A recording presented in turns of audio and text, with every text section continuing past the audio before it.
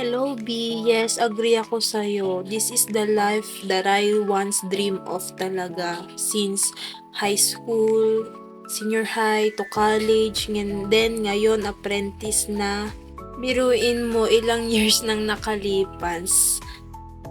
Totoo talaga yung sinasabi nila kahit mahirap, basta yun ang gusto mo at yun ang nilalaman ng puso mo, hindi ka talaga mahihirapan. Hindi mo ramdam yung hirap. Like, kailan lang nun tapos hindi ko talaga alam kung makakagraduate ako ng thesis, ganun. Ang dami kong pinagdaanan, ganun. Buti na lang walang sumabay na heartbreak sa thesis.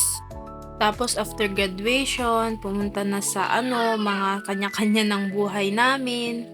Ako kung saan-saan ako napadpad, pero at least ang dami naman akong natutunan, ganyan. Kailan lang nung nandun ako sa munisipyo, sa City Hall. 6 months din ako doon.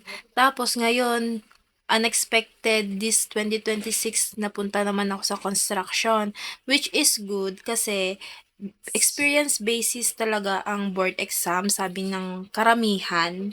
So, I'm thankful that si Lord na yung nag-make way para and dito ko napagtanto na magkaiba talaga ang sa drawings and sa actual. Mahirap yung construction based sa experience ko ngayon, pero I'm willing to learn and expand my horizon. Basta magiging architect ako.